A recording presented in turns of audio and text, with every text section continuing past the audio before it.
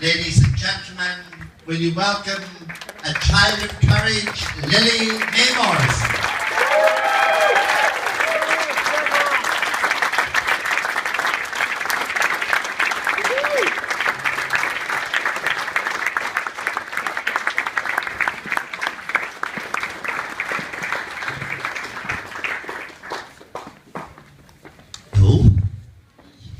How are you today?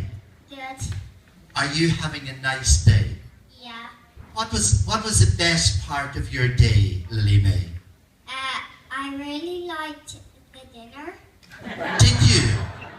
And tell me, Lily-Mae, what did you eat? I mostly ate bread. Mostly ate bread. Oh my goodness. Lily-Mae, come on, tell me now about home. Who's your best friends at home? Paula.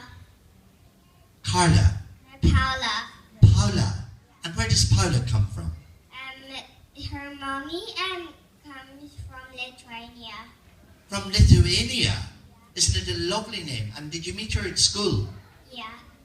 And are you back at school every day now? Yeah. And do you know that you were a very, very sick little girl? Yeah. And do you know that you're a very famous little girl? Yeah. And do you know that your record was phenomenally huge success? No. Well, it was. It was.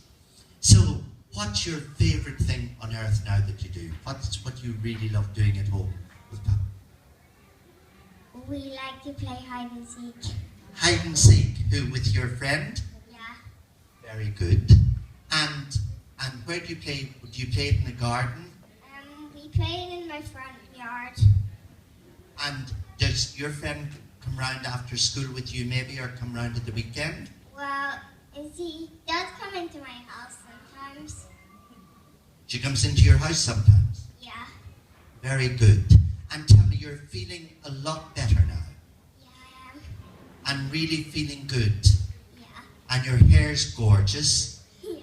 And you're like a little princess? Yeah. And tell me about your brother. It's Evan, isn't it? Yeah. And do you and Evan get on very well together? Yeah. Does he annoy you sometimes? Yeah. Why? How does he do that? He sometimes just shouts at me. He what? Sometimes he shouts at me. You know, can I just tell you something? Brothers do that. That's boys. They don't really mean it. They just get cranky sometimes and shout. That's normal. You don't be annoyed with them, do you? No. You forgive them, don't you? Yeah. And I know that. Hello, Evan. How are you, Evan? Good. And you know that your sister was very ill. And because of that, you're very good to her. I know that you're very good to her and look after her, don't you? Yeah. And you have lots and lots of friends at home. Only sort of. The nearest one is Avita. That's your nearest friend. Yeah. Avita lives in Paula's house. Oh, so they're the same family. Is he? So they're the same family. Well, I must speak now to Mum and Dad. Yeah, I'm not sure. Tell you what, I might give you that there. Tell us about, because I suppose being brutally honest about it, it's a miracle that Lily-Mae is here. Yeah, if we're going to be brutally honest, Yeah. it is, but that is the nature of the disease, and you can't look at it that way. You have to believe that she will always be the winner. And the winner, no doubt she is. Yeah, she's been amazing. She has very, very, very lucky to be standing where we are today, to not have any really dreadful side effects to date, and she's the first European on the American trial that we're on, and we're very, very hopeful with that trial. We go to America every 12 weeks, and the results and the data on that trial so far are really excellent.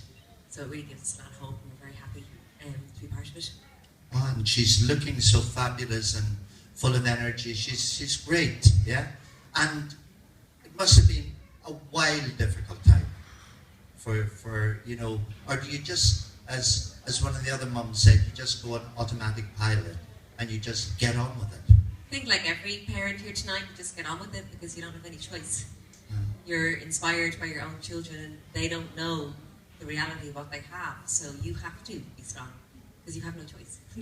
Yeah, and of course, then you've also used your situation to bring positive things, make positive things happen in the whole area. Tell us a little bit about that. Well, when Lily-Mae was diagnosed with neuroblastoma, we couldn't remember the word.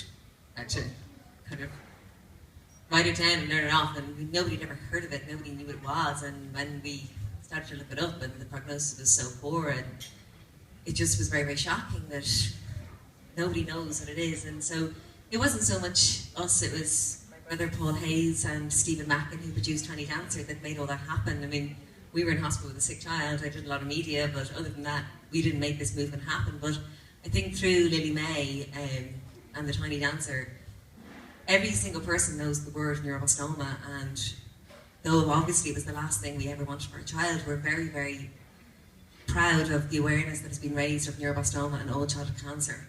And I think it's something to be proud of. Well, it certainly is. We'll have a word with Dad. From the man's...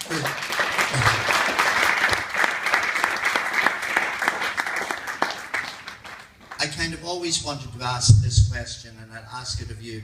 Is there a definition of roles when your child is facing an extraordinary challenge with their health? What is the man's role? I think everybody probably takes on their own role. In our situation, Judy did amazing work in finding out and researching all of the different things. She was amazing at looking at what was happening, what could happen, the different possibilities we had, and I found it very difficult to look at all of those stats because the stats were not looking good. My role, I found almost in reverse, that I was much better at staying at home, looking after the kids. I was the one that found it, as most of the families here know, you've got tablets and injections and things, the practical things that have to happen. And nobody wants to take a needle and do what you have to do. And I took it on myself to do that side of it, be there and do those sides. Judy was amazing in doing the research, and together we took on a different role that was needed, and I think that's what every family does. You take on whatever role you need to do to get through what you have to do. And was it because a lot of that work that you did, was that what brought about the program that your daughter is following now? Yeah, we call ourselves mom-cologists. We spend a lot of time on the internet. Yeah, I've gone to a lot of conferences. I've tried to learn as much as I can about this disease so that in the event that it returns, at least I have options and information is power. And in fact, only last weekend I was at a neuroblastoma conference in London, and there were 10 Irish parents there, which is really remarkable. But the most remarkable thing from that conference was the trial that Lily-Mae enrolled on 13 months ago and was the first European child on it, is opening in the UK in the middle of next year, which had me in tears.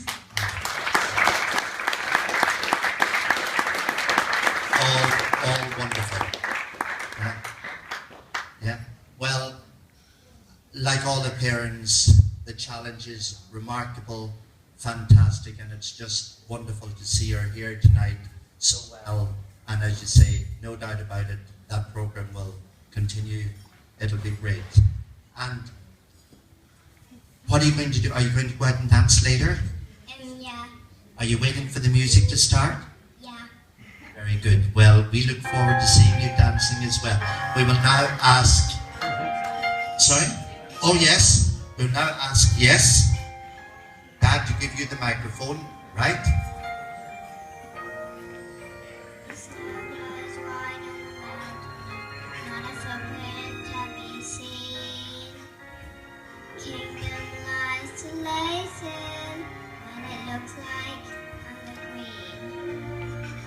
The wind is high, they like this swirling storm inside.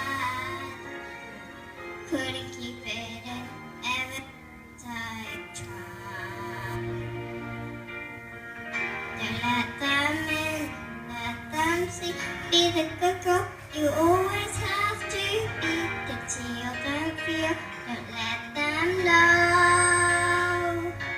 Well, now they know. Let it go, let it go.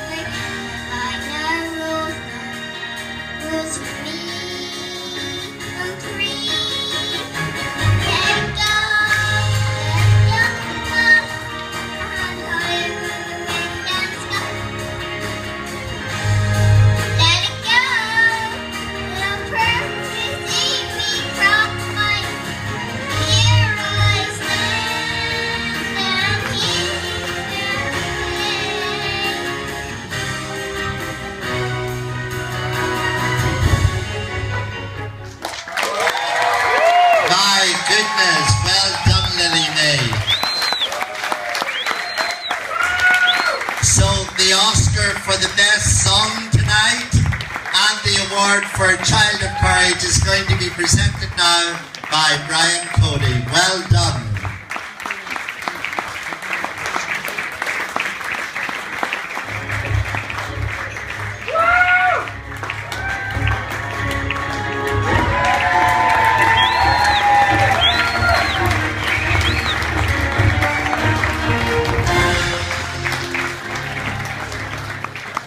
Ladies and gentlemen, Lily-Mae Morrison with her brother Evan and their mum and dad.